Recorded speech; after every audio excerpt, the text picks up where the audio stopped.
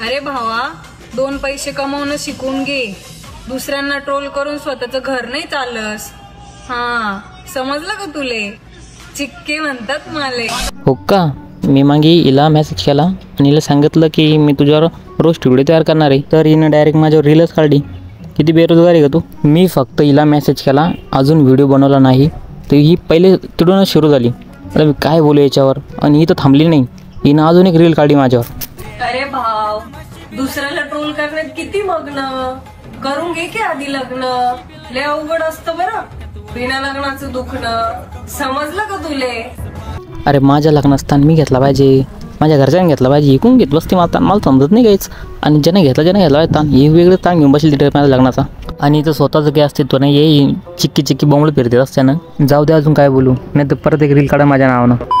सगळ्यांमधून निवडून काढलं होतं तुला, पण तू सगळ्यांना निवडून मलाच काढलं. ज्या पण भावाने येईल तिच्या आयुष्यातून काढणं, त्याला वेगळा पुरस्कार दिला जाईल. एक नंबर काम केलं भावा तू, किपटप. अरे ट्रोलर भाव, मिशीला नाही तुझ्या ताव, म्हणून मी नाही देत तुला भाव. समजलं का तुले? हिच्यासाठी माझे दोन शब्द, हगू नका, हगू नका, उघड्यावरती हगू नका. आणि हिचीच बहीण खांदेशी काजू, हिनं पण एक खंड्यासोबत गाणं काढलं. अरे इतकं बकवास गाणे नाही ते, इतकं बकवास गाणे. राव बा, माझ्या कानातून अक्षरशः रक्त निघालं बाहेर. रक्ताच्या डायरेक्ट उलट्या आलं मला डायरेक्ट. खरं म्हणलं तर इतकं बकवास गाणं मी आपल्या आयुष्यात कधी इतकं बकवास गाणं असं पाहिलं. आणि त्याच्यात काजूची ॲक्टिंग, रा बाप रे, इतकी भयानक ॲक्टिंग. रा बाप रे, शाहरुख खाननं संन्यास घ्यायचा मला आता अशी ॲक्टिंग केली त्यांनी खतरनाक. जेव्हा काजू स्क्रीनवर येते ना, तेव्हा तिचे डोळे माथ्यावर चालला त्या. काय नेमकं काय असं कोणती ॲक्टिंग आहे नेमकं? ही कोणत्या प्रकारे ॲक्टिंगचं आहे? आम्हाला बी शिकवा अशी ॲक्टिंग. आणि मला सगळ्यात जास्त वाईट त्या बाउन्सरवरती वाटतंय की पोटापाण्या करते त्यांना काय करणं पडतं. इतकं बकवास गाण्यामध्ये त्यांना यार ते नंतर म्हणलं ना की यार मी रिकाम काम केलं यासोबत. आणि जर तुम्ही हा व्हिडिओ खानदेशामधून पाहत असाल तर मला नक्की सांगा की ही हगवण बंद झाली की नाही. ही काजू बदाम पिस्ता शेंगदाणे वाटाणे फुटाणे ही जी हगवण आहे जी पसरलेली आहे ती बंद झाली की नाही ती मला नक्की सांगा. आणि यांच्यापर्यंत आपण हा व्हिडिओ पोहोचवा काजू बदामपर्यंत. देणारे इंदुरीकर कीर्तन सोडणार. या लग्न सोहळ्याला वराती बंद करा, डीजे बंद करा आणि ते पैसे देवाला वापरा. मला बोला, माझ्या मुलीचा काय दोष? साखरपुडा खर्चावरून महाराजांवर टीकेचा वर्षाव. त्याच्यामुळे मी आता काटाळू मार. मी जवळजवळ आता 2-3 दिवसात टाकणार एक क्लिप आणि थांबून घेणार आहे. आता बस झाले 30 वर्ष लोकांच्या शिव्या खाऊन आयुष्यात सगळं चांगलंच केलं. ज्ञान देणारे इंदुरीकर महाराज खरंच कीर्तन करणं सोडणार? आता संपूर्ण महाराष्ट्रात इंदुरकर महाराज यांच्यावर टीका होते, पण माझं एक वैयक्तिक मत आहे की लोकांचं काय जे तुम्हाला घोड्यावर चालू देत नाही, पै चालू देत नाही.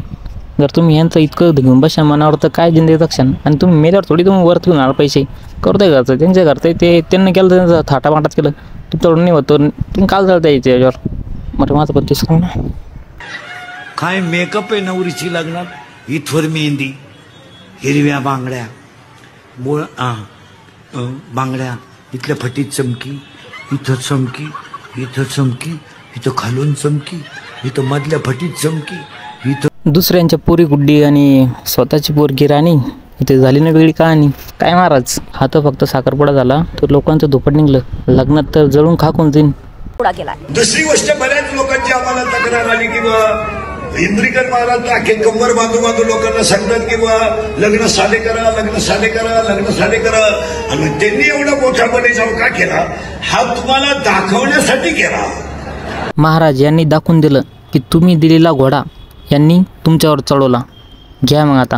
व्याजानं पैसा आणले, तुझ्या हातामध्ये मोबाईल ठेवला पोरी, आणि त्याच मोबाईल वरून चॅटिंग करतीस कुठल्या तर कुत्र्याला, त्या हरामीला रात्रीच्या 2-2 वाजता फोन करतीस. त्या कुत्र्याबरोबर ग आई बापाच्या तोंडावर थुंकून निघून जाताना तुम्हाला लाज वाटत नाही का? मला नाही का या सरांना भेटायचं आहे, कारण की या सरांमुळे माझं एका महिन्यात 3दा ब्रेकअप झालं. 3दा ब्रेकअप. आणि मला सांगायचं आहे की यार तुम्ही इतकं कोण रडवतं पोरीला? काय नेमकं काय चुकलं त्यांचं? हे सर जिथं गेले जिथं पोरी रडवतात. जाऊ द्या, पोरीपर्यंत ठीक होतं, आता तर म्हाताऱ्या माणसं पण रडायला लागले. आता यांचं काम आहे रडवायचं, हे रडवत राहत्या आणि तुमचं काम रडायचं, तुम्ही रडत राहत्या. तर जाऊ द्या, आजपर्यंत तुम्ही इथपर्यंत जर माझा व्हिडिओ पाहिला असेल तर आपल्याला channel like, subscribe, share, follow सगळं करून टाका. आणि भेटूया नेक्स्ट व्हिडिओला.